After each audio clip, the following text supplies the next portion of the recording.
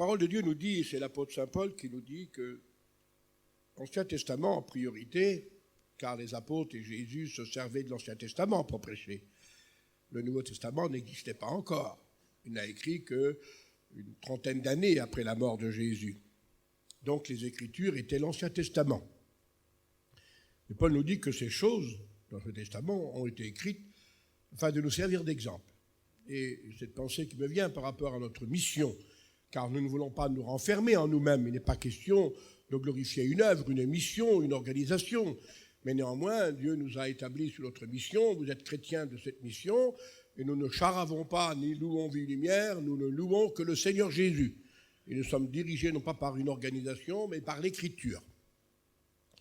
Israël a toujours été un peuple qu'on appelait un peuple théocratique. C'est-à-dire que c'était Dieu qui dirigeait Israël depuis son commandement divin.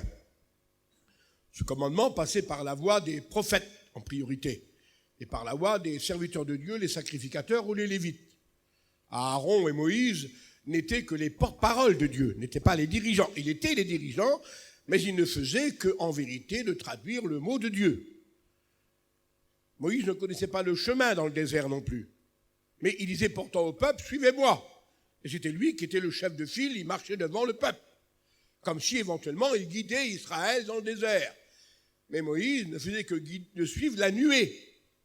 Et en suivant la nuée, eh bien, il ne se trompait pas. Nous ne connaissons pas, nous, le chemin. Mais si nous suivons la nuée ou si nous suivons l'Écriture, eh bien, nous emmenons notre peuple en Canaan. Nous emmènerons notre peuple au ciel. Et il est sûr et certain que comme Moïse et comme les hommes de Dieu, c'est ce que notre mission fait. Ceci pour vous dire, pour introduire, que malgré les murmures du peuple, car Dieu sait si Israël a été un peuple qui a murmuré. Je ne sais pas si nous battons Israël ou si c'est Israël qui nous bat, mais le Digan que nous sommes dans notre ensemble, c'est sûr qu'il y a souvent des petits murmures. Mais malgré tout cela, Dieu était présent. Ce qui faisait la bénédiction du peuple d'Israël, le miracle. Dieu ne regardait pas, sinon Dieu aurait arrêté tout. Malgré les murmures, les contentements sur Moïse, sur les serviteurs de Dieu, sur les dirigeants, la nuée était constamment là. Le soir, c'était le feu, la journée, c'était une colonne de fumée. Et malgré tous les inconvénients du peuple, ces millions dans le désert, eh bien, le peuple était quand même conduit par Dieu. Il y avait Dieu qui était là avec les miracles, qui ressemblent tellement bien à notre mission. Et ce qui a été grave pour Israël, c'est qu'à un moment donné, ils ont gardé la structure religieuse, ils avaient encore tout le fondement religieux, avec le sacrifice, avec tout ce qu'on voudra, les prières, le tabernacle, et voire après même le temple. Mais ce qui était grave, c'est que la nuée n'était plus là. La présence de Dieu avait disparu. 400 ans avant que le Seigneur ne vint au monde, à partir du dernier prophète de l'Ancien Testament, la Shekinah, qui était le symbole de la présence de Dieu, la nuée sur la maison du Seigneur, a disparu et elle ne s'est plus manifestée. L'histoire d'Israël a continué. L'histoire religieuse d'Israël a continué, mais sans la présence de Dieu. Et sans la présence de Dieu, la religion l'emporte, mais plus la foi, et plus le spirituel. Et je voudrais dire ici que nous ressemblons étroitement à Israël, dans le sens que malgré nos petits soucis, nos difficultés, nos murmures, les petits mécontentements des uns et des autres, il y a quand même la grâce de Dieu qui est sur notre mission. La présence du bon modèle est là. Et nous l'avons ressenti dans cette convention, à travers tout ce qui se fait. Et sans charave personne, sans louer personne, toutes les réunions ont une grande importance. Même s'il y avait celle des enfants ou de la jeunesse qui est très important. Mais je veux remercier mes deux collègues, la mission veut remercier ces deux collègues, serviteurs de Dieu, Fatar et Rumbal, avec tous ceux qui les ont entourés, pour ce bon engagement de la prière du matin. Et d'inciter nos chrétiens et nos frères à demander à Dieu la grâce pour nos missions, nos journées, nos pasteurs. C'est important, et ainsi de suite. Et nous avons tous été témoins, et je le fus, et je le suis, surtout dans les réunions du matin, parce que les réunions du soir, merci Seigneur, la présentation de la Bible, l'évangélisation après-midi, magnifiquement bien, Dieu a dirigé nos réunions. Mais il faut dire que dans le matin, à l'étude, avec nos 3 pasteurs qui nous ont pris la parole, il faut dire quand même qu'ils nous ont transmis le mot du Seigneur. Ils nous ont transmis le mot de Dieu. Et puis un serviteur de Dieu a dit, ce qui m'embarrasse dans la Bible, ce n'est pas ce que je ne comprends pas, c'est ce que je comprends qui m'embarrasse. Parce que ce qu'on ne comprend pas, que voulez-vous faire, on n'en aura pas à porter les conséquences. Mais c'est ce que je comprends qui m'embarrasse. Et la Bible nous rend responsables. Et je ne voudrais en aucun cas essayer de changer la pensée du Seigneur, qui de toute façon, dans sa miséricorde, renouvelle constamment son appel, son offre. Sa miséricorde est renouvelée tous les jours. Dieu nous a donné cette convention, et si le bon Dieu le permet, la prochaine ou à la retraite, de nouveau les messagers, ou même dans nos groupes, ou dans nos églises, nos pasteurs ne nous diront pas, c'est fini, c'est trop tard. Ils renouvelleront l'appel du Seigneur. Ils renouvelleront l'amour du Seigneur. Alors éventuellement, encore de nouveau ce matin, et encore après-midi, et encore ce soir, et demain, pour conclure avec notre jour de dimanche, de nouveau la voix du Seigneur se fera entendre. Et ceux qui n'ont pas répondu durant cette semaine, ou durant ces matinées, ils pourront encore le faire ce matin. La porte n'est pas fermée. Je bénis mon Seigneur. Et de nouveau, nous pourrons être fortifiés, nous pourrons être édifiés, nous pourrons peut-être faire une réflexion de notre vie chrétienne pour faire le point. Nos pasteurs, avec la grâce de Dieu, nous ont permis de faire le point. Et chacun, selon la pensée du Seigneur, nous a mis devant la réalité. 10, 20 ou 30, comme tous les pasteurs, idées différentes étaient là pour savoir ce que je pouvais vous dire ce matin. Et malgré que j'ai essayé de contourner, il y a quelque chose qui s'est imprégné dans mon esprit, que j'ai écrit il y a un bon bout de temps d'ailleurs, et je n'ai pas pu m'en détourner. Et c'est ce que je vais vous dire ce matin. Et je voudrais vous lire le verset pour cela, s'il vous plaît. Voulez-vous que nous lisions ensemble, laissons parler la parole, avec la grâce de Dieu, que le Maître me donne les mots de Dieu pour vous, pour rien d'autre, pour être béni, pour entrer dans le sanctuaire. L'évangile de Matthieu sera notre lecture, au chapitre 17 et au verset 14. Nous lirons 2 versets, nous lirons Marc après. Mais là, nous introduirons avec l'évangile de Matthieu, chapitre 17, verset 14. Ce beau verset de la parole. Lorsqu'ils furent arrivés près de la foule, un homme vint se jeter à genoux devant Jésus. Et le mot que je voudrais retenir ce matin, sans sentiment, je préférais être pas froid, loin de là. Moi aussi, je veux rentrer dans le sanctuaire. Je voudrais essayer de vous dire que mon cœur, encore ce matin, et votre cœur pareil, j'en suis convaincu, ont besoin d'une seule vérité. À travers les divers messages que nous avons entendus, à travers les divers messages que nous écouterons encore, la réalité de tous ces mots, c'est pour en arriver à cette vérité, à genoux, devant Jésus. Voilà le centre de la convention. Voilà le centre de la foi. Voilà le centre du ministère. Voilà le centre même de toute activité, à genoux, devant Jésus. Et si, c'est le Saint-Esprit qui le fera, se serviront de mes faibles mots, si nous pourrions passer cette matinée à l'écoute de la parole et surtout en révérence devant lui, à genoux devant Jésus, chantant un cantique, à genoux devant ta face. Je voudrais vous y emmener ce matin si je pourrais. J'en ai un grand désir. Et je suis convaincu que vous aussi. Parce qu'on ne vient pas à la réunion pour la réunion. Je pense qu'en écoutant les prières de mes frères et sœurs ce matin, là au micro, et je suis convaincu que même que je n'étais pas là, les autres prières ont été les mêmes, compris sur le micro, compris dans sa caravane. J'ai vu des cœurs de frères et sœurs avec un grand besoin de glorifier Jésus, un grand besoin de le louer, un grand besoin de bénir nos foyers, nos familles, un grand besoin de vivre la vie chrétienne à la dimension de l'Écriture. Et c'est tellement important, Baroudével. Il se jeta directement, sans manière. Se jeter, c'est même pas prendre de précautions. c'est de ne pas faire attention, c'est de ne pas le faire avec souplesse, c'est pas essayer de ne pas trop salir, c'est carrément se donner tout entier, s'oublier soi-même. Il se jeta à genoux devant Jésus. C'est vrai que la foi nous fait oublier à nous-mêmes. Lorsqu'on rentre dans la dimension divine, on oublie ses propres affaires, on oublie sa propre vie, on oublie des fois, sans négliger bien sûr, mais on fait passer Dieu avant nos familles, nos parents, nos enfants. C'est ce que le maître nous a dit. Mais c'est pas possible s'il n'y a pas la présence de Dieu d'en arriver là. On ne peut pas. Il ne s'agit pas de renoncer.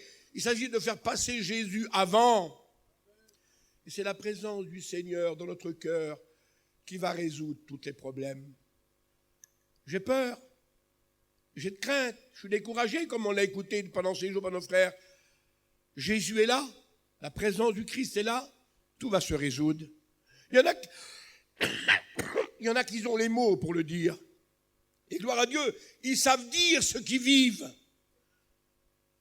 Et ils le disent avec une très grande éloquence, une belle diction, s'affirmant sur l'écriture. Que Dieu bénisse ces chrétiens mûrs, ces chrétiennes mûres, qui vivent leur foi à partir de l'écriture. Mais il y en a qui ne savent pas expliquer ça. Il y a encore ceux qui ne sont pas au rudiment, mais ceux qui sont encore à balbutier dans l'expression de leur foi. Ils ne savent pas, alors ceux-là, ils vont être dévorés. Eh bien non, même s'ils ne savent pas l'expliquer, mais si Jésus est là, le diable ne vient pas.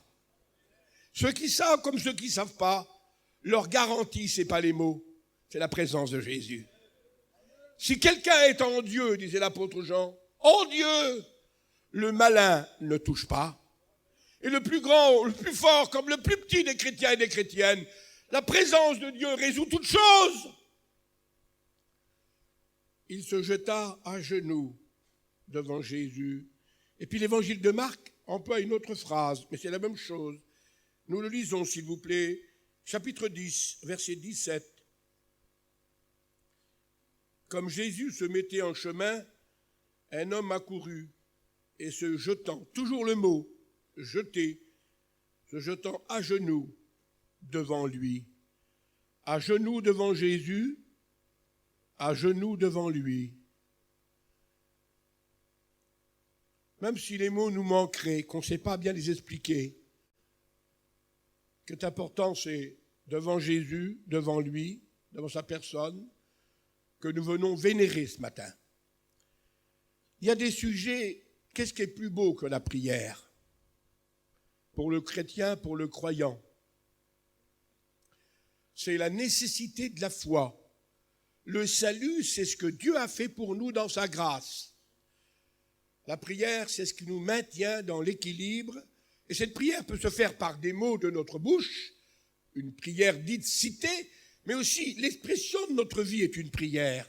L'engagement de notre vie est une prière, comme nous le verrons maintenant, à travers la parole de Dieu.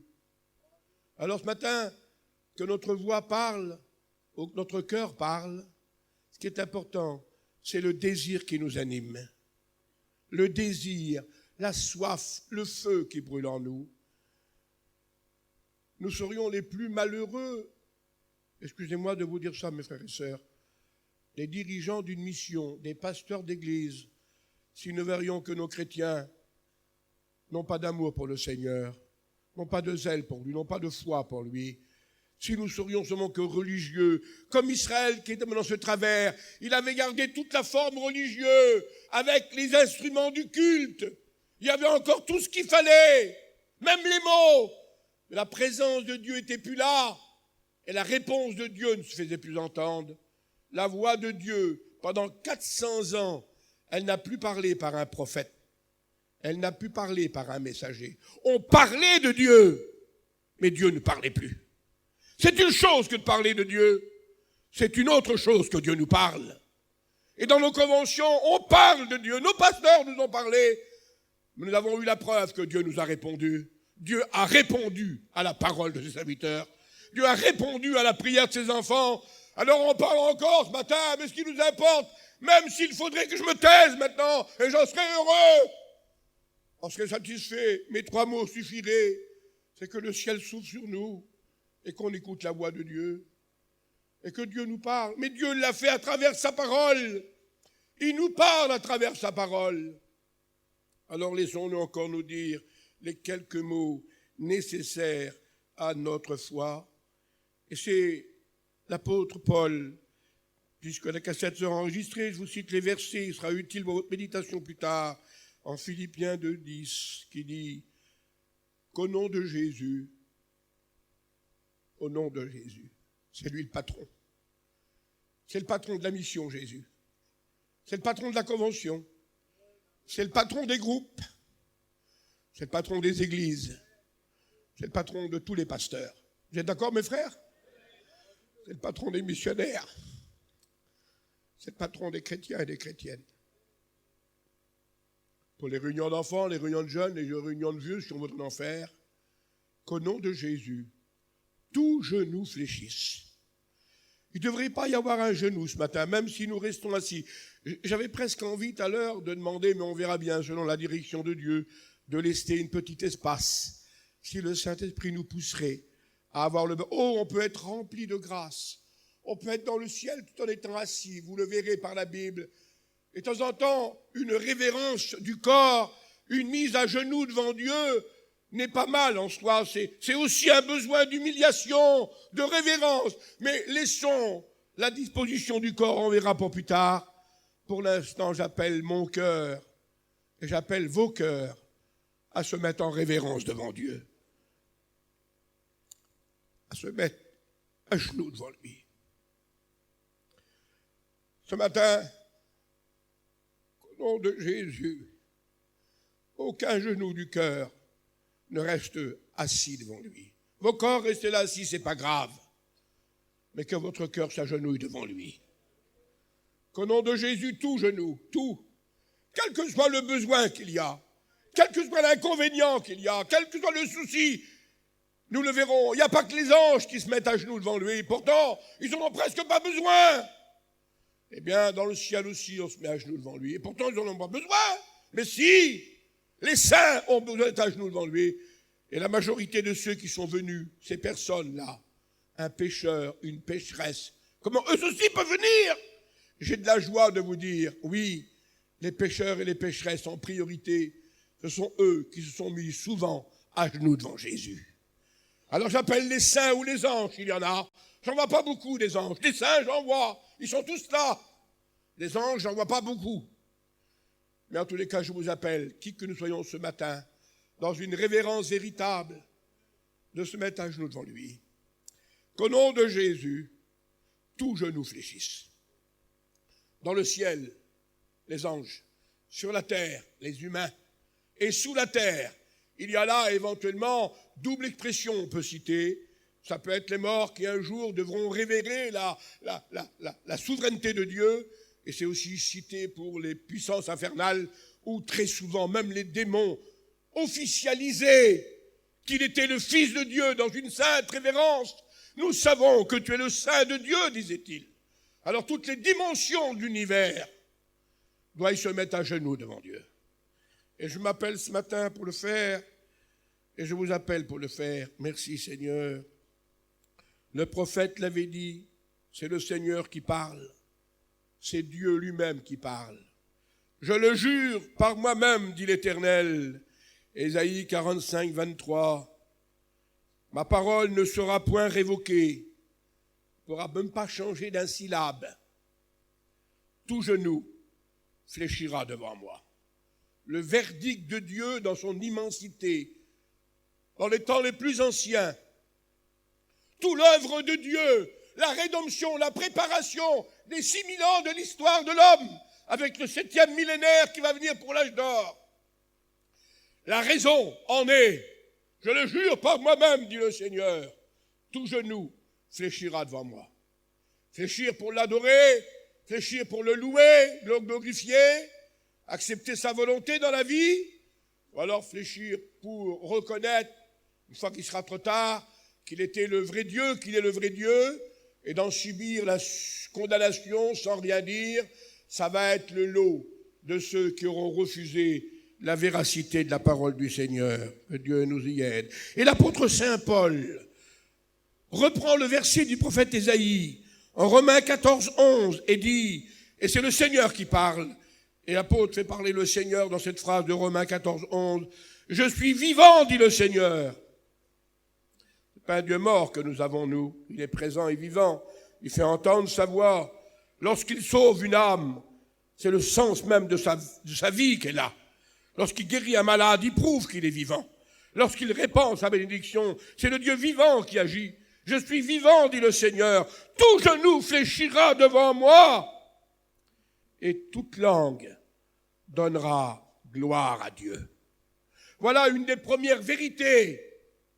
Pourquoi nous devons fléchir les genoux dans un état de prosternation, d'adoration? Dans une des conventions, si vous vous rappelez, on avait mis tous les panneaux autour du chapiteau et on avait parlé de la louange. Glorifier Dieu avec des phrases, glorifier Dieu avec des mots, avec des cantiques, des témoignages. Se prosterner, adorer, n'a pas besoin de phrases et de mots. C'est le cœur qui parle au Seigneur. Et on peut rester dans un état comme cela. Je n'ai pas eu cette grâce de passer des heures durant sans rien dire. Il faut une très grande présence de Dieu pour passer un jour sans parole et rester en sa présence. Nous ne sommes pas des bons, nous sommes des chrétiens. Et pour pouvoir persister un temps nécessaire en sa présence et rester là en extase, en adoration, en louange, il faut une grande présence de Dieu pour nous. Tout genou fléchira devant moi et toute langue donnera gloire à Dieu. La raison, c'est que Dieu tire sa gloire de nos réunions, que Dieu tire sa gloire de ma vie, que Dieu tire sa gloire de nos ministères, que Dieu tire sa gloire de nos prières, que Dieu tire... En toutes choses, Dieu doit être glorifié.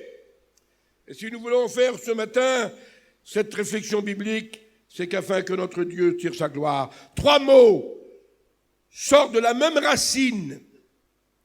Se prosterner, se mettre à genoux ou adorer notre Seigneur. Et c'est tellement important. Et inutile de vous rappeler ce que vous savez fort bien, le commandement divin. Des fois, éventuellement, je ne sais pas si on se trompe, ou si on est dans l'erreur, ou si on est dans une déviation, mais l'évangile était formel, la parole est formelle. Tu ne te prosterneras pas devant des images taillées.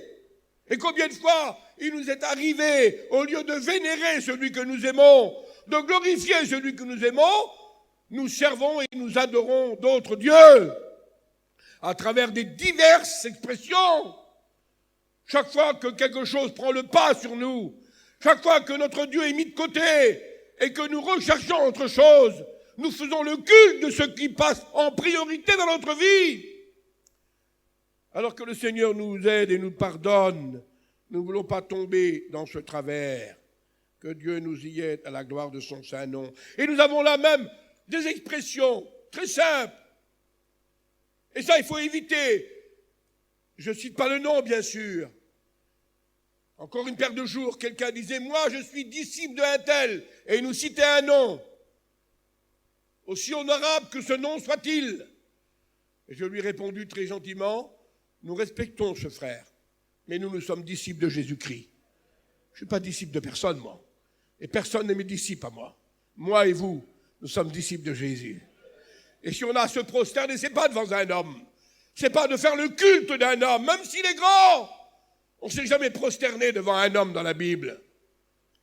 C'est pas maintenant qu'on va le faire quand même.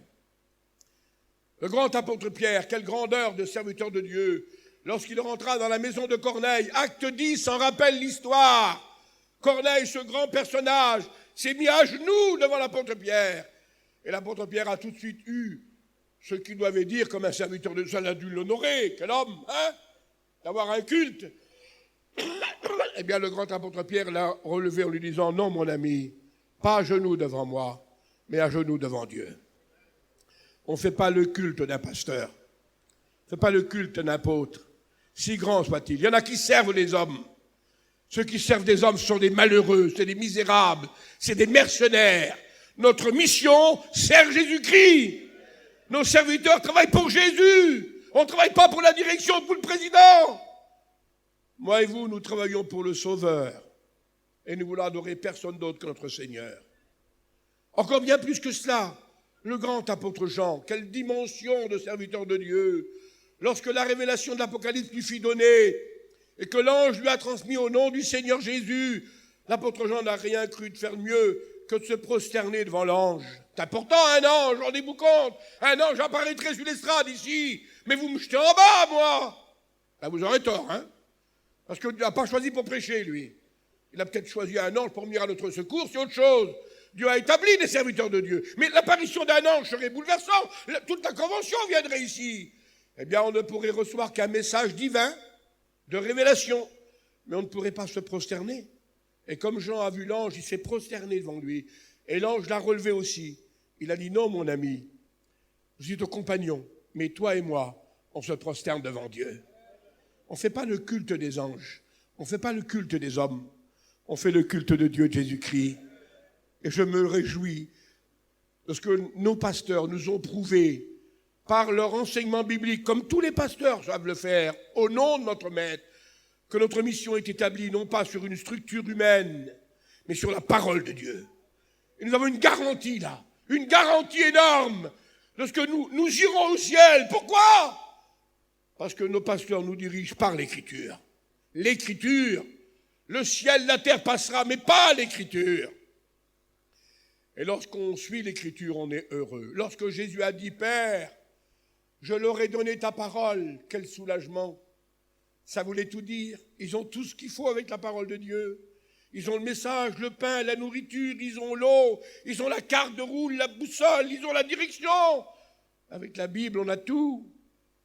Pourquoi notre frère nous disait au début, sans faire des comparaisons, parce que chacun de tous les frères ont été les moyens de bénédiction, pourquoi notre frère Michel nous rappelait au début, 50 ans après, ça fait plus de 50 ans maintenant, 55 ans, que notre mission est encore là, malgré toutes les vagues, malgré toutes les tempêtes, malgré toute l'attaque de l'ennemi et toutes les déviations qu'il y a eu. Pourquoi ? Parce qu'il y a eu des hommes importants. Mais non, Seigneur, nous ne sommes pas importants, mon Dieu. Parce que le Seigneur a permis que nous restions sur l'Écriture. Nous restons sur l'Écriture. Vous voulez aller au ciel ? Alors c'est l'Écriture qu'il faut garder. Je leur ai donné ta parole. Ils ont gardé ta parole. Parce que tu as gardé ma parole, je te garderai aussi. L'Écriture est notre garantie, mes frères.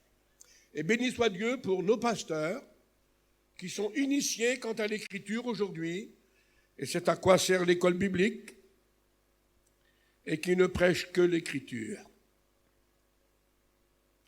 Vous savez, le maître l'avait dit, je reprendrai la phrase plus loin, elle a beaucoup de consonances.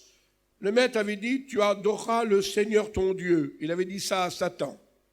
Satan qui par tous les moyens servira à nous dévier de cette vérité. Qui voudrait lui aussi l'adoration, et on le verra après.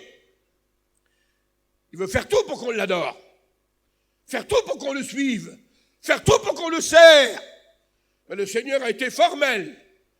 Tu n'adoreras que le Seigneur ton Dieu, personne d'autre. Et tu le serviras lui seul. Et ici, l'adoration, la contemplation du Seigneur va avec un autre mot, va avec le service. Servir Jésus, c'est être dans un état de se prosterner et d'adorer Jésus, le servir dans la dimension de l'Évangile, dans le spirituel de l'Évangile.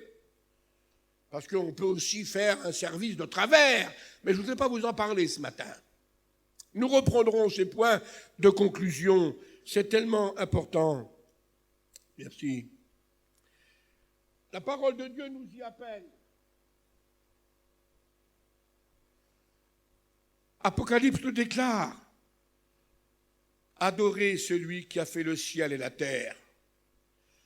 Qui c'est qui a fait le ciel et la terre, s'il vous plaît, mes frères ? C'est notre Dieu créateur. Et il n'y a personne d'autre que lui qui doit être adoré. Le seul personnage qui a cette dimension divine, le Saint-Esprit, c'est, je ne sais pas si vous comprenez le mot, c'est annihilé volontairement.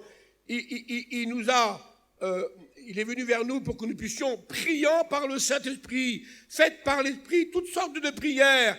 Il fait partie de la divinité intégrante. Il est Dieu dans sa personne, parce que le mot Dieu veut dire divin. Et le Saint-Esprit est divin. Dieu n'a pas de nom. Lui, on l'appelle Dieu le Père, mais Jésus possède cette appellation de Dieu. Il est, dit l'apôtre Paul, le Dieu véritable, dans le sens de sa divinité, sans remplacer les pères, sans diminuer le Père ou annuler le Père. Et le Saint-Esprit fait partie intégrante de cette divinité. L'Évangile nous le formelle, nous l'atteste. Mais dans le plan rédempteur de Dieu, que l'éternité nous en apprendra, le Saint-Esprit est venu pour permettre à l'Église d'adorer le Père et ensuite d'adorer le Fils Sauveur.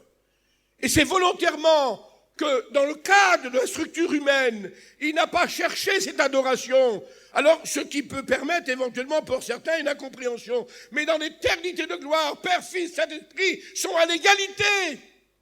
Et lorsque le temps de l'Église aura pris sa fin et que nous serons dans cette dimension éternelle, alors il y aura la divinité du Père, du Fils et du Saint-Esprit dans cette personnalité différente.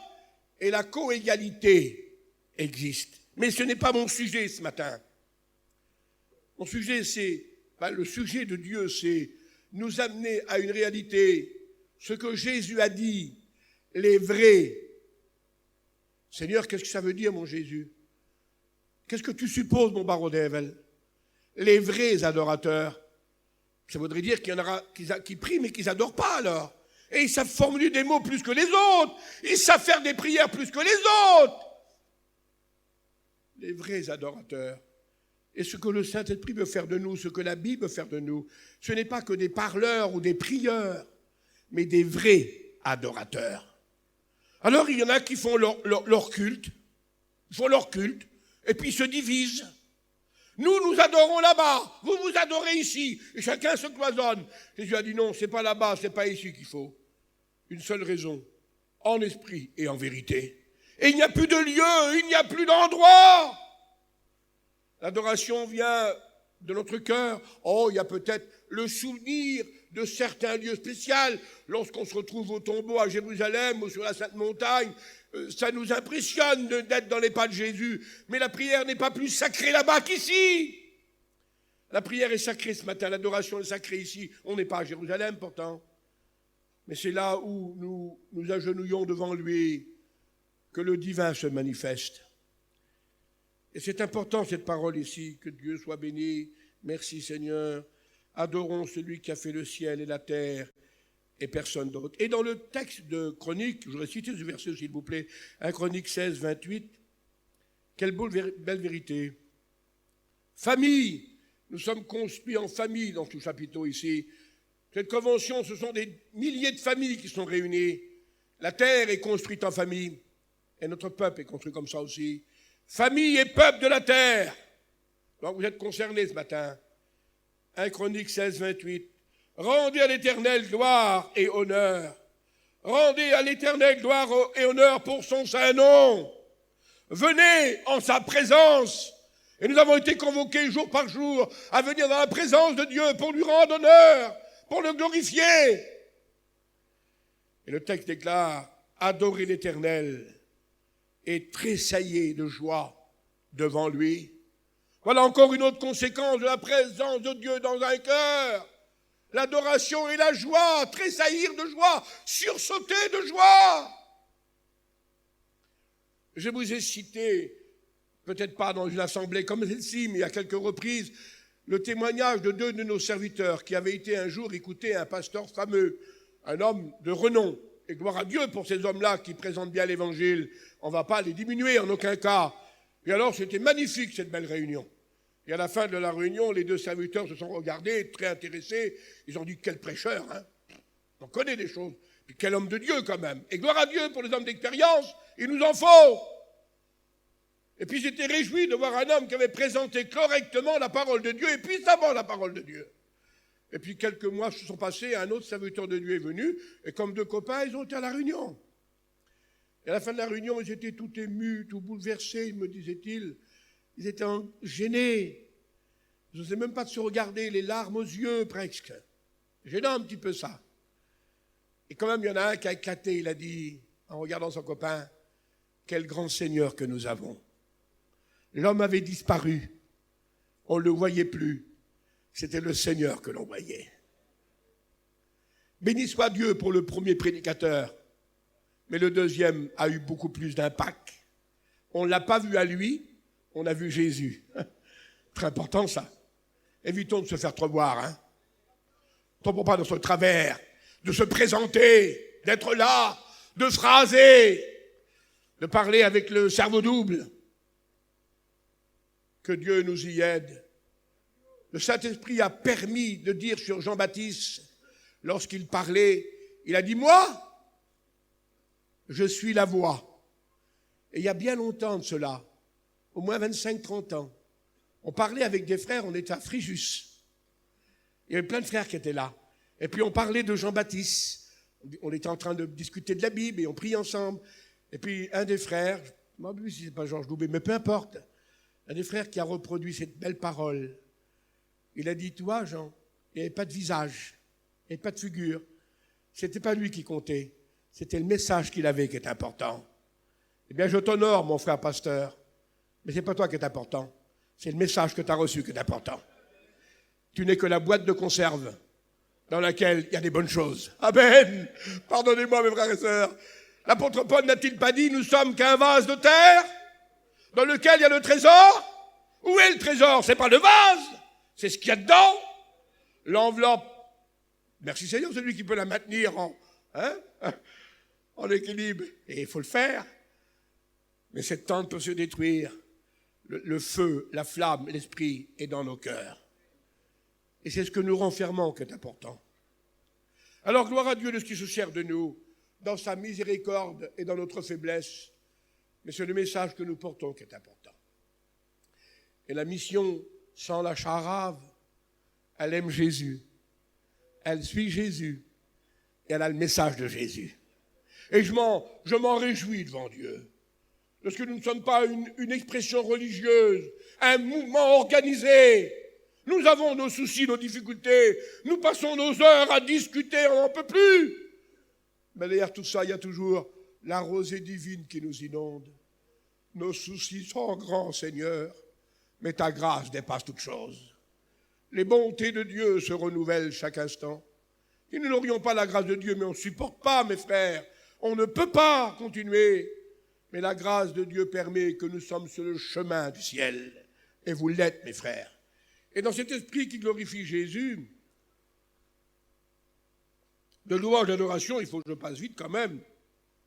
Alors nous devons donc, dans cet esprit de grâce, tressaillir devant lui, se prosterner, comme dit la Bible, et c'est tellement important, merci Seigneur. Et alors il y a ces expressions que je vous disais tout à l'heure. Le Maître nous le dit. C'est comme cela, pas de problème. Prosternez-vous sur ma sainte montagne. Ah ben à l'époque, il y avait un endroit bien précis. Il fallait monter à Sion, si vous voulez, pour célébrer le Seigneur. Bon, c'était un endroit, on pouvait prier partout, mais il y avait un lieu de prédilection spéciale. Les conventions se faisaient là. Nous, on les fait un peu partout, mais c'était là à Sion qu'il fallait venir. Prosternez-vous sur ma sainte montagne. Et les psaumes nous sont là pour nous désigner qu'avec toute l'apparat juif, on venait, on célébrait l'Éternel et on jusqu'au sommet de la montagne. Alors, gloire à Dieu, si on ne peut plus aller là-bas, nous qui va aller à cette montagne. Mais la montagne, nous la construisons chez nous. Elle est invisible. Mais nous faisons notre pèlerinage spirituel. Nous aussi, nous célébrons Dieu sur la montagne spirituelle. Et nous nous élevons vers le Seigneur. Et nous faisons notre culte vers le Seigneur. Alors, on peut le faire en imaginant le concret de cette expression. Mais il y a ce mot-là qui est important. Merci Seigneur. Comment c'est possible, ça?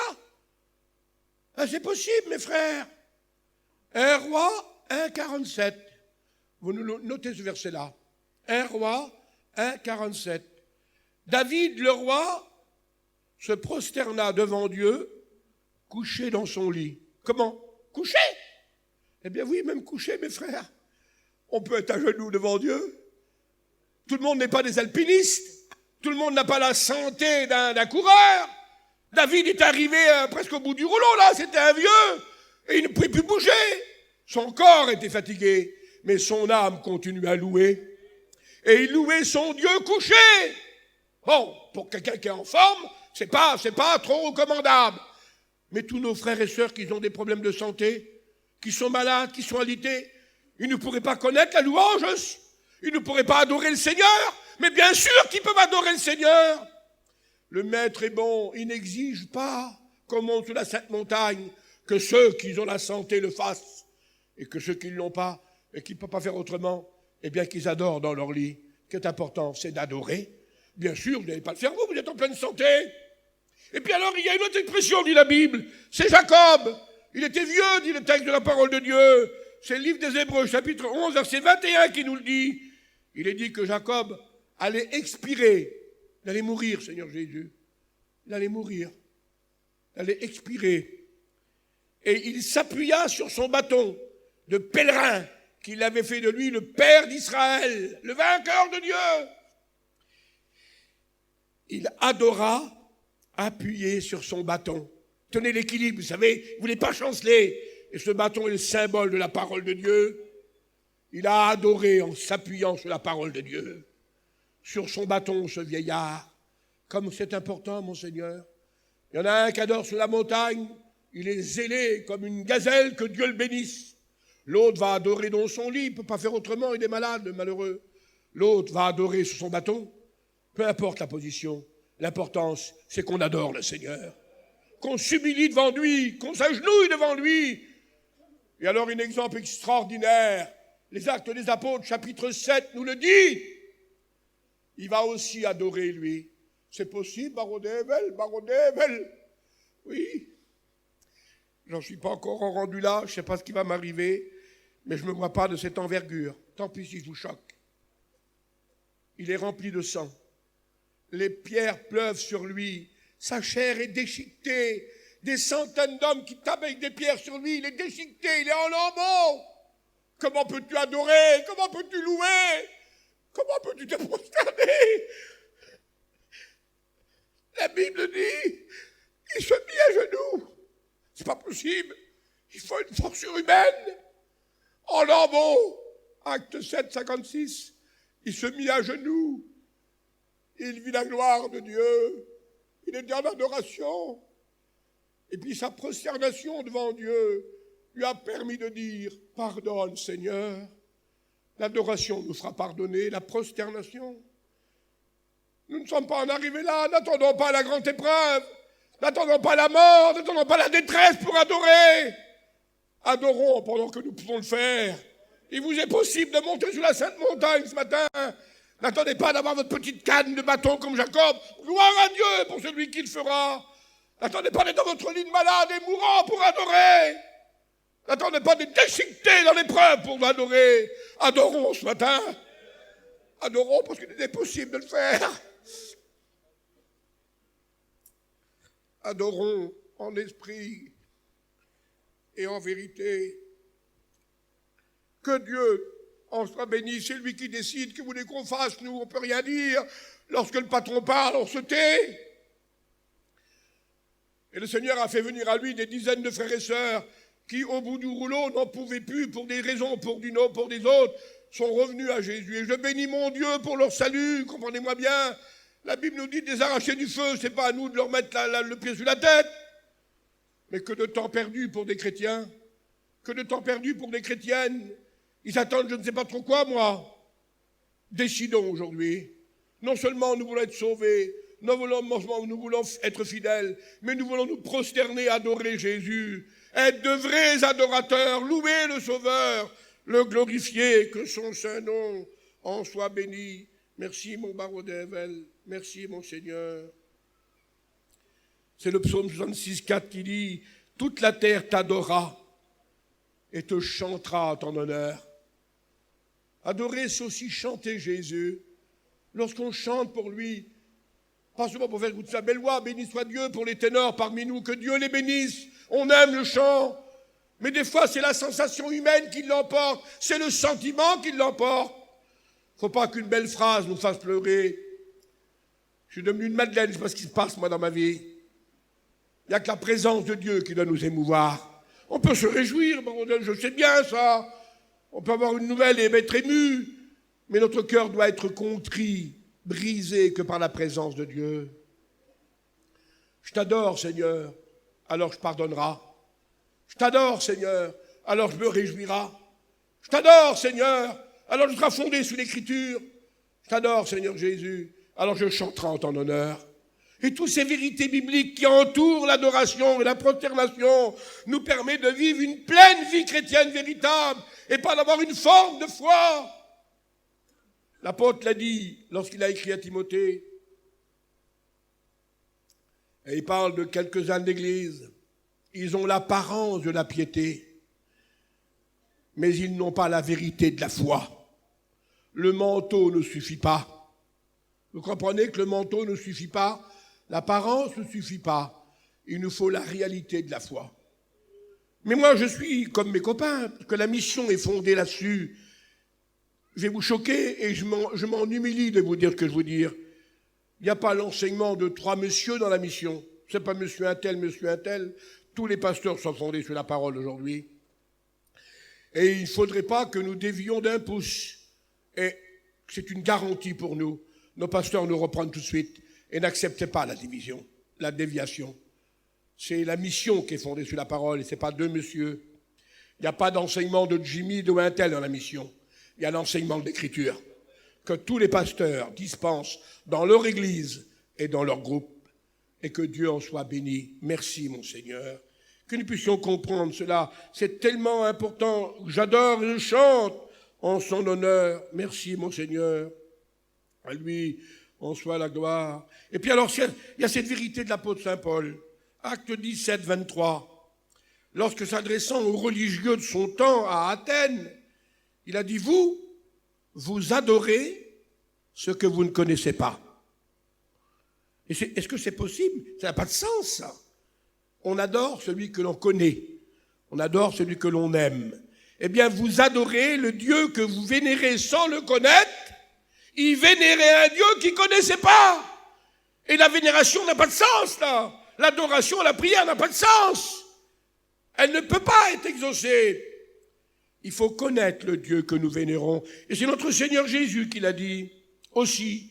Il a dit à la femme de Samarie, vous adorez ce que vous ne connaissez pas. Alors les autres, c'était des païens, je veux bien encore accepter, à Athènes, des philosophes grecs.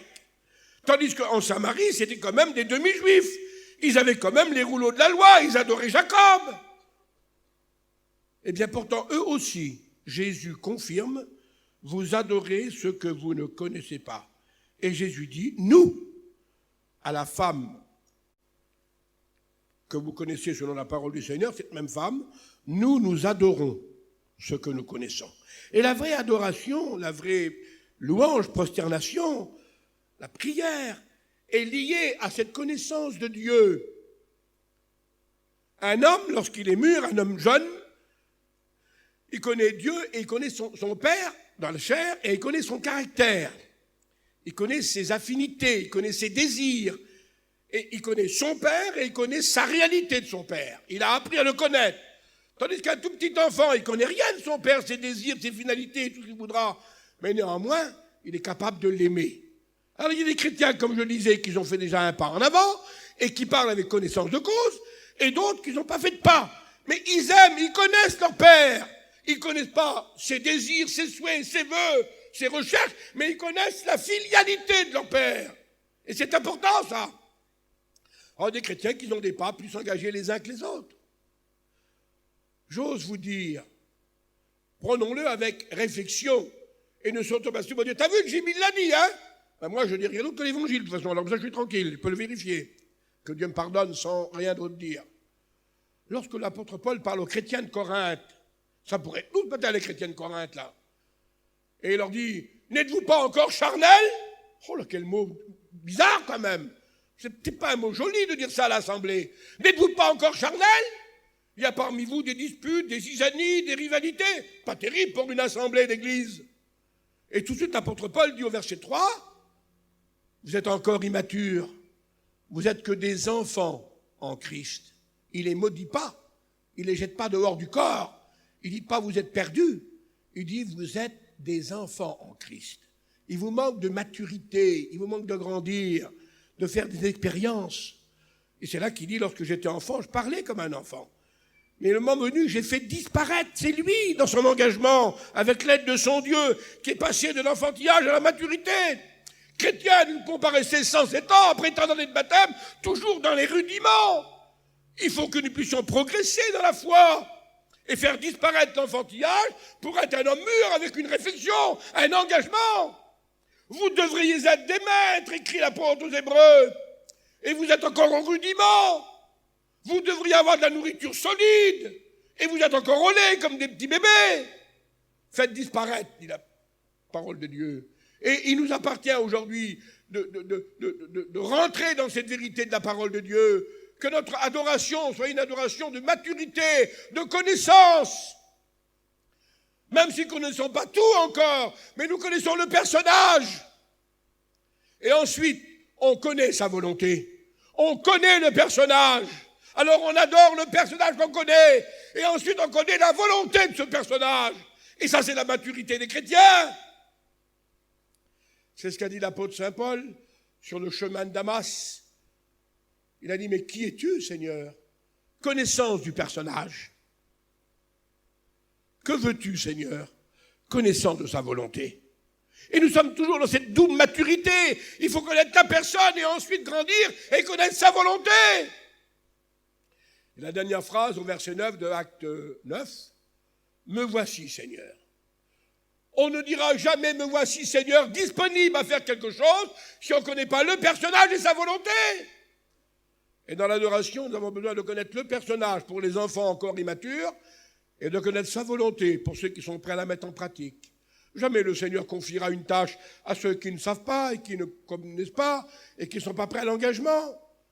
Mûrissons en Dieu, mes frères et sœurs, que Dieu nous y aide à la gloire de son saint nom. Mais dans cette ignorance, qui pourtant fait des hommes des adorateurs apparemment, il peut y avoir un danger.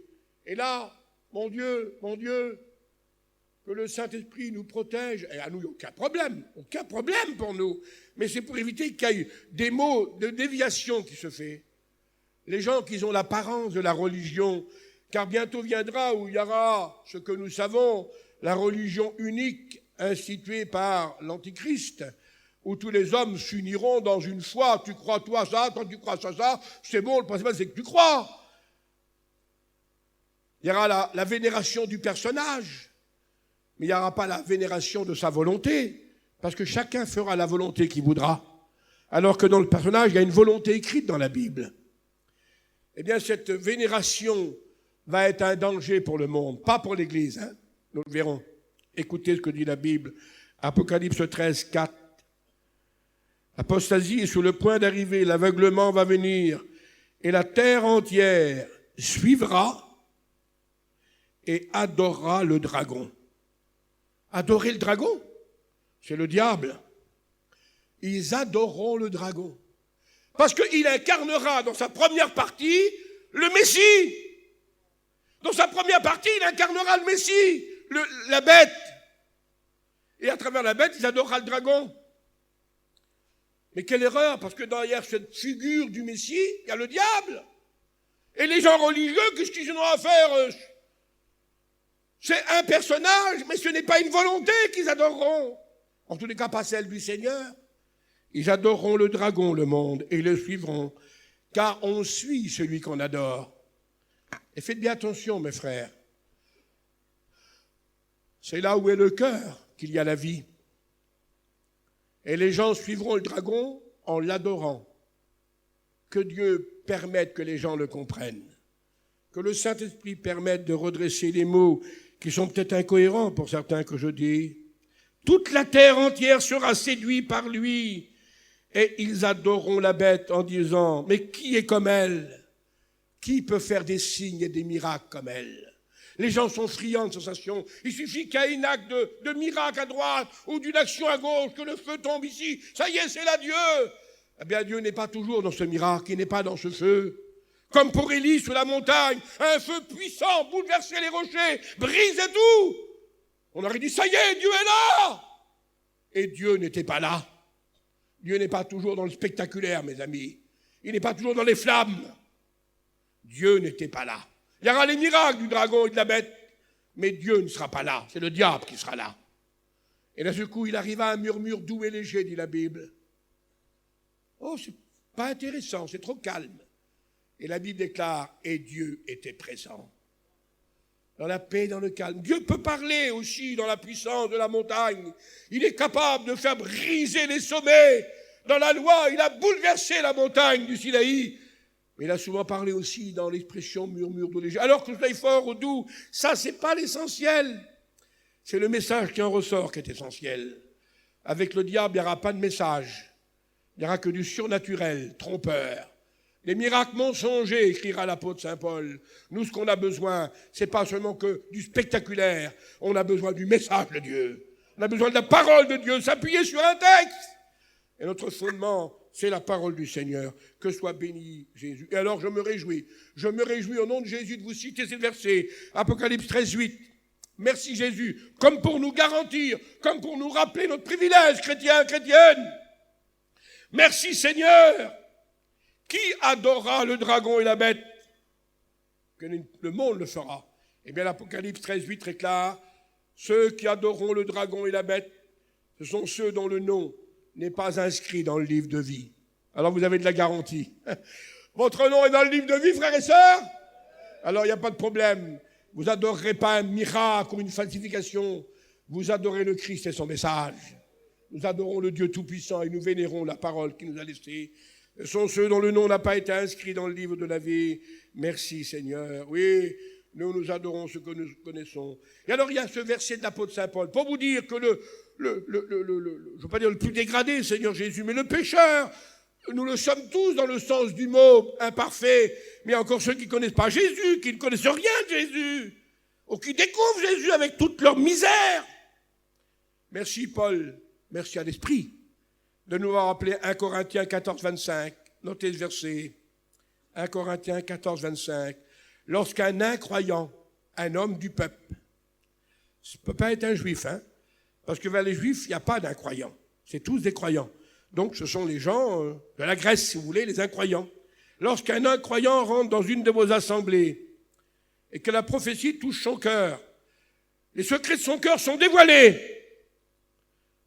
il tombe sur sa face et il dit, Dieu est là, je l'adore. Les secrets de son cœur. Il n'a rien de chrétienté pour l'instant, il découvre. Mais il peut, dans le début de sa découverte, il peut, au début de sa foi, bouleversé par le Saint-Esprit, dévoilé par le Saint-Esprit, il peut tout de suite pas attendre 100 ans.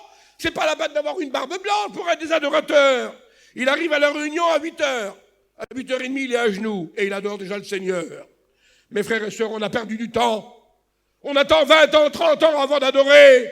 Adorez tout de suite. Adorons maintenant. On a demandé au Sundarsine, 2 serviteurs de Dieu, 2 jeunes, ils ont dit, Sadhu, combien de temps faut-il pour qu'on fasse des témoins de l'Évangile et rayonner de sa lumière?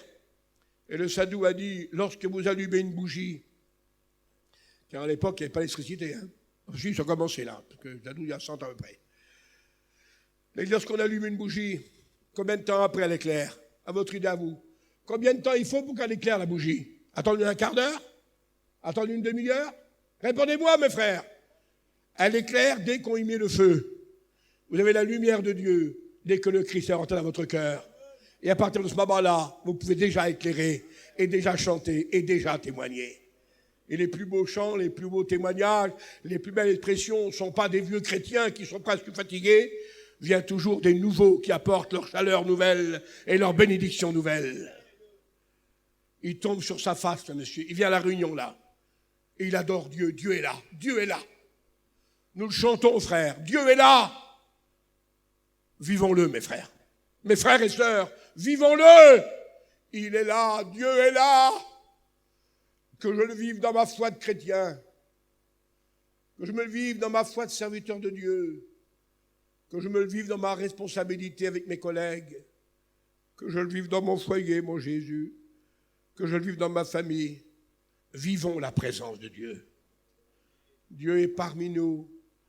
Il tombe sur sa face et il adore le Seigneur. Merci, mon Jésus. À lui en soit toute la gloire. Que le Seigneur permette que nous puissions le comprendre. Il faut que je passe rapidement, l'heure arrive. Quelques expériences. L'expérience personnelle de l'apôtre Saint Paul. Il l'a enseigné aux autres, il l'a prêché aux autres, il a laissé dans l'Écriture toute une suite de traces. Mais lui, personnellement, il a dit, moi, je fléchis les genoux devant le Père des Lumières. Il ne faisait pas que de le prêcher aux autres ou de l'enseigner ou de le consigner dans un texte. Il vivait la vérité qu'il proclamait. C'est moi, je fléchis les genoux.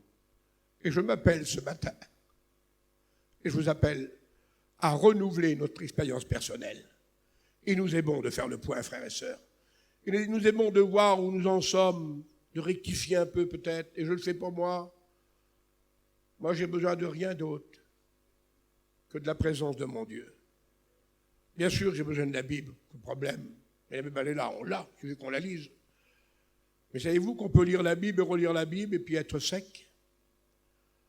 Il faut que l'huile soit là en même temps. Les mots de la Bible vont rester lettres mortes. Le texte, bien souvent, il tue. C'est pas moi qui l'a dit, je ne dirai jamais ça. La lettre, elle tue, elle fait du mal, la lettre. Mais c'est le Saint-Esprit qui guérit par la lettre.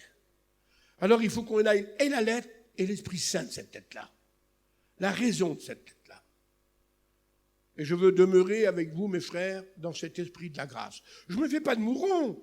Je me soucie, bien sûr, je me soucie. Comme tous mes copains de serviteurs de Dieu, on se soucie pour l'œuvre, on s'inquiète de l'œuvre. L'apôtre Paul l'a bien écrit. Et tous les soucis que me donnent les églises. Oh, nous ne sommes pas mourants, on n'est pas à l'agonie. On ne va quand même pas essayer de vous faire pleurer parce qu'on est des dirigeants, loin de là. Mais néanmoins, c'est normal que nous portions le fardeau de notre ministère, le fardeau de nos églises. Et qu'est-ce que nous cherchons, nous? Nous cherchons à vous conduire au ciel, mes frères. Moi, je vais vous conduire nulle part. J'en veux pas un de plus ou un de moins. S'il y en a plus, tant mieux, comme ça ils vont au ciel. Est-ce que nous voulons, comme dit l'apôtre Saint-Pierre, rester les modèles du troupeau, avec la grâce que Dieu nous donne, sans vaine gloire ou char de cova, que Dieu nous garde dans sa présence, que Dieu nous garde dans son amour, que Dieu nous garde dans cet esprit de sainteté spirituelle, en obéissance à la parole. Nous ne voulons pas être des modèles dans le sens, regardez-moi, nous devons l'être au nom du Seigneur, mais uniquement pour conquérir sa gloire. Un jour, je me rappelle, c'était vieux, ça ne sert à rien tout ça. J'avais eu l'occasion avec mes collègues en tournée de prêcher sur le vase, le vase d'honneur. Je me rappelle où c'était encore. Et puis dans ma jeunesse, que c'est vieux, hein, oui, très vieux. J'avais terminé ma conclusion en disant, le vase, lorsqu'on le met sur un piédestal, sur un établi, il y a des connaisseurs parmi nous là, hein, ils tournent autour, puis ils disent, quelle beauté! Regardez-moi cette ciselure, regardez-moi cette perfection, enfin, la beauté d'un connaisseur, moi je ne connais rien. Hein. Et puis il conclut en disant, les gens qui admirent là, le vase, en vérité, ce n'est pas au vase qui donne l'honneur, c'est au potier qui l'a construit. Et certains peuvent dire, il est fort le potier qu'a fait ce vase. En vous regardant, mes frères, même si vous êtes des aïlégués ou des aïlégis, que Dieu vous bénisse. Mais on ne vous donnera pas de gloire à vous. Vous n'aurez pas de médaille à vous. Si on ne glorifie pas Jésus, vous n'êtes pas un bon vase. Il faut qu'on dise, il est fort, le Sauveur qui a sauvé cet homme-là. Il est bon, le Seigneur qui a pardonné cette femme. Il est glorieux, le Seigneur qui a transformé cet homme. Le Seigneur doit tirer sa gloire de ce que nous sommes.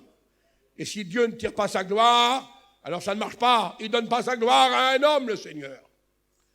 Vous connaissez l'histoire de Léonard de Vinci, que je crois, lorsqu'il a peint le tableau de la Sainte Seine. Vous connaissez ça, hein? Et lorsqu'il a établi son tableau dans la galerie de Florence, les gens s'extasiaient. Oh, quelle beauté! Regardez-moi ce calice. Parce qu'à la Sainte Seine, il y avait la coupe, le calice, et il y avait la panière, il y avait le Seigneur et les apôtres. Et Léonard a répondu ça de façon glorieuse. Et il a mis peut-être trop d'ardeur à faire le calice, je ne sais pas moi. Et 3-4 personnes sont extasiées devant le calice. Oh, la coupe, vous savez là, dans laquelle il y avait le vin. Ça a déplu à Léonard de Vinci. Lorsque la galerie finit et ferma les portes, il prit son tableau, dit l'histoire véridique, il alla dans son établi, il prit son pinceau et effaça le calice. Et son collègue a dit, mais tu détruis ton œuvre, tu massacres ton œuvre. Et Léonard a répondu, si j'ai peint la Sainte Seine, ce n'est pas pour qu'on adore le calice, mais qu'on adore mon Sauveur. Vous êtes le calice peut-être. Merci Seigneur si vous êtes ciselé. Mais on ne vous adorera pas vous. On adorera le Seigneur. Que votre vie soit une adoration à Dieu. Et que les gens adorent le Seigneur. Alors les exemples. Je fléchis les genoux, moi Paul, devant Dieu, duquel tout peuple tire sa gloire. Et le roi Ézéchias, devant un grand conflit, il n'y avait plus de solution. L'ennemi entourait Samarie, l'Israël. Sennachérib était venu pour détruire le peuple. Et le roi a appelé les prophètes. Il a dit, il y a une solution. Les prophètes ont dit, non, roi, le ciel est fermé. On n'a pas de réponse. Il a demandé aux sacrificateurs, aux prophètes, est-ce que Dieu a parlé? Et les prophètes ont été obligés de dire non. Après, au chef d'armée, non, on ne peut pas faire taille, on n'est pas de force à se battre avec le peuple, on va être massacré. On peut combattre, mais on va être massacré. Et le roi a dit, il n'y a plus de solution. Non, il n'y a pas de solution. Alors il a dit, alors j'en ai une. Il a rassemblé le peuple, les dignitaires d'Israël. Il s'est mis au milieu, dit la Bible. Il s'est mis à genoux. Il a dit, Seigneur, je ne sais plus comment faire. Je n'ai plus de solution. Mais mes yeux resteront toujours fixés sur toi. Quelle belle solution. Et il est dit que le roi appela tous les hommes et ensemble ils fléchirent les genoux devant Dieu et se prosternèrent devant lui. On n'a plus de solution. Le pasteur ne sait plus quoi dire. L'autre n'a plus de solution. Tu es devant un mur. Il reste une solution. À genoux devant Dieu. Je ne sais plus quoi faire, Seigneur. Et combien de fois ça nous est arrivé? On ne sait plus quoi faire. Pour nous ou pour nos besoins. La solution est dans sa présence. La solution est dans sa présence, mes frères. C'est dans sa présence qu'on a la solution. Et que le Seigneur en soit béni. Ézéchias a donc reçu la réponse parce qu'il s'est mis en adoration devant Dieu. Le roi Salomon se mit à genoux en face de tout le peuple, de toute l'assemblée.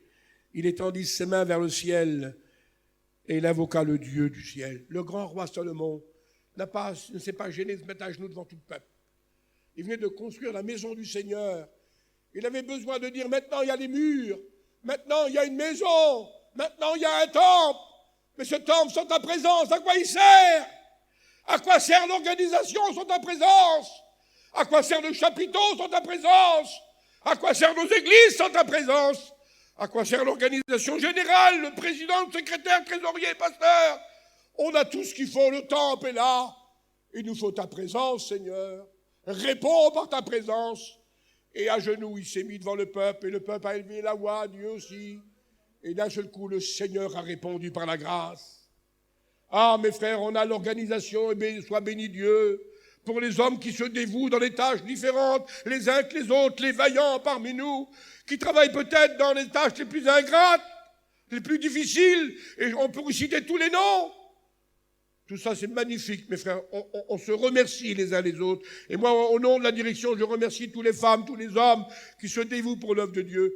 Mais tout ça, s'il n'y avait pas la présence de Dieu, ça resterait une organisation.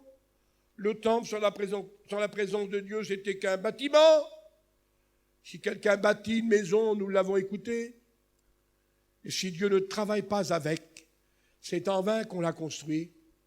Non, c'est pas en vain que la mission existe. Elle existe dans toute son organisation. Ce qui est important, c'est que la présence est là. Et ça remplace tout. Ça se suffit à tout. Merci Seigneur. Il se mit à genoux devant tout le peuple. Il a osé le faire, ce grand roi. Mais il avait travaillé, il avait ordonné, il avait préparé. La louange ne va pas avec la fainéantise. La louange et l'adoration ne marchent pas avec la paresse. Un homme qui loue, un homme qui prie, une femme qui loue, qui prie, qui adore, elle n'a de valeur que si elle travaille pour le Seigneur. Si elle fait quelque chose pour Jésus. Sinon, sa prière, ça reste souvent un airain qui résonne, une cymbale qui retentit. Il ne faut pas seulement qu'on aille des mots, il faut qu'on ait un engagement, frères et sœurs. Et je vous encourage à le faire avec un travail concret pour Dieu, à rester quelque chose. Merci Seigneur. Et le grand Moïse, oh Moïse, il se prosterna, mon sauveur. Quel bel exemple, mon Dieu. misérable, moi. Il se prosterna sur la montagne devant Dieu pendant 40 jours et pendant 40 nuits. Il avait du zèle et de la persévérance, ce monsieur-là. 40 jours et 40 nuits tout seul sur la montagne, en révérence devant Dieu. Dieu ne parlait pas, Dieu ne parlait pas, Dieu ne parlait pas. Et au bout du 40e jour, il y avait un besoin. Pourquoi tu étais sur la montagne? Ce n'est pas pour faire du spectacle, pour écouter une voix. Il y avait un besoin derrière. Un peuple esclave en Égypte. J'ai besoin que tu me parles. Je ne peux pas y aller, Seigneur. Je ne peux pas délivrer, Seigneur. Je ne peux pas sauver, Seigneur. J'ai bien la volonté de le faire, mais je n'ai pas le message. Je n'ai pas ta présence. J'ai besoin de ta présence et de ton message. Et au bout du 40e jour de prosternation devant Dieu, il a eu et la présence et il a eu le message. La présence et le message. Est-ce qu'on n'en a pas besoin, mes frères? Il n'a pas eu que le message, il a eu la présence et le message. Et il fut le libérateur. Il est descendu avec la parole de Dieu. La règle de la parole de Dieu. La présence, le message, la règle. Voilà la véritable histoire de l'adoration. Voilà la vraie réalité de la prosternation devant Dieu. C'est toujours lié à la présence, au message et à la parole. Jamais elle nous retire de ces trois vérités fondamentales. Il faut rester d'aplomb sur l'écriture biblique. Merci Seigneur. Et puis Daniel, les versets sont là. Vous les connaissez, vous lisez la Bible aussi, vous. Daniel, l'interdiction, celui qui le fait sera jeté dans la fosse aux lions. Oh là, Jésus, moi, on va bien voir, hein, c'est embêtant, les lions, ils sont dangereux, les lions. Hein. Eh bien, Daniel, ce n'était pas une coutume, ce n'était pas un pharisien. Sa prière était un besoin de son cœur. Sa louange était un besoin vital. De même qu'il avait besoin de manger et de boire, il avait besoin de prier son Dieu. Et il le faisait en plein jour, il ouvrait ses fenêtres. Ça ne le gênait pas, les gens pouvaient l'entendre. Il n'ouvrait pas sa porte, attention, on ne le voyait pas. Mais on l'entendait. Pas la peine de se faire voir. Et on vous entend, mes frères. On vous connaît, mes frères et sœurs. On sait.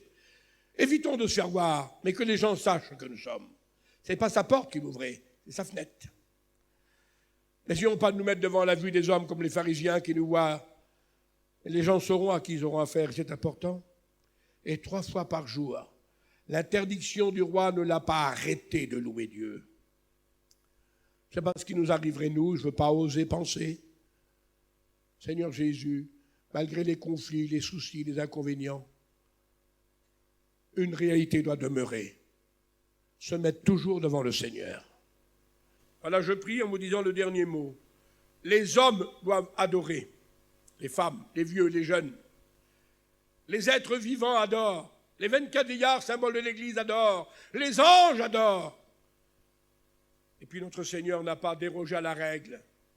Jésus lui-même, il a adoré. Et il a dit, je vous ai laissé un exemple, afin que vous suiviez mes traces. Et la Bible déclare, à 3 reprises dans le Nouveau Testament, plusieurs fois, mais 3 versets formidables. Matthieu 26, 39, il se jeta sur sa face. Il se jetait sur la face comme ça, à Gethsémane, et il pria dans la prosternation devant Dieu son Père, en apprenant l'obéissance. C'est lui qui, dans les jours de sa chair, Hébreux, chapitre 6, dans les jours de sa chair, 5-7, il a présenté à Dieu des cris, des larmes, des supplications. Il a été exaucé à cause de sa piété. À Gethsémane, ce n'était pas une petite prière, c'était l'agonie. Il se jeta sur sa face. Luc 22, 41, Marc 14, 35, il se jeta à terre et il pria. Il n'a pas regardé l'acte d'un besoin. Et c'est Luc 22, 41 qui dit, il se mit à genoux et il pria. Se jeter à terre, se jeter sur la face, se mettre à genoux, ça mon Seigneur Jésus l'a connu. Votre Seigneur l'a connu. Un jour, et j'arrête bien sûr, un jour, j'en demande pardon à Dieu pour ce que je vais dire. Je n'ai pas besoin de m'humilier, mais ça peut nous servir d'exemple. suis pas trop vaillant, passer une nuit de prière. Et je me disais, mais est-ce que c'est biblique? Et puis j'essayais de garantir mon corps pour éviter de passer la nuit entière. Ça m'est arrivé quelques fois, bien sûr, et ça va encore arriver. Et puis j'ai médité la Bible un jour, et j'ai vu que mon Seigneur Jésus, votre Seigneur Jésus, la Bible déclare, Marc 1, 35, le soleil n'était pas levé. Il était vaillant, le Seigneur Jésus. Il était vaillant. Jésus, homme. Le soleil n'était pas levé, qu'il était déjà à genoux devant son Père pour présenter la journée qui allait arriver, le message qu'il allait transmettre, les miracles qu'il allait faire. Quel exemple! La Bible déclare que le jour était terminé, le soleil s'était couché, il avait rempli une journée énorme, des journées de 16-18 heures, complet pour Jésus. Grave! L'Évangile déclare que le soleil était couché, qu'on amena toute la ville devant sa porte. Les malades, les lépreux, les démoniaques. Et Jésus a fait encore la réunion. Il venait de faire toute la journée entière. Il a encore fait une réunion le soir après le soleil. Il s'était levé avant le soleil, il se couche après le soleil. Et il a encore guéri, il a encore béni, il a encore sauvé. La Bible déclare qu'il passa toute la nuit entière en prière. Quel sommet, mon Sauveur. Et lorsque je lisais ça, j'ai dit, pardon mon Jésus, donne-moi la grâce de te ressembler. Ne ressemblez pas à un pasteur. Ressemblez à Jésus. Portons l'image du céleste. À travers la voix de nos frères, Dieu nous a appelés à un plus de notre vie spirituelle, à une expérience nouvelle, à un engagement nouveau, à être délivrés des peurs, des craintes et de tout, et de comprendre que l'Évangile est notre base. À travers ce mot, on prie maintenant un temps, Seigneur, quelques minutes simplement, car il est tard, et je m'en excuse. Dieu nous appelle à l'adoration, à la prosternation. On va le faire maintenant, vous voulez, s'il vous plaît? Notre Père et notre Dieu, avec tes enfants, je le fais ce matin. Et si mon corps ne l'est pas, mon âme est à genoux devant toi. Je me prosterne devant Dieu. Mais je veux adorer le personnage. Et je veux respecter sa parole. Je ne veux pas que te prier, je veux obéir.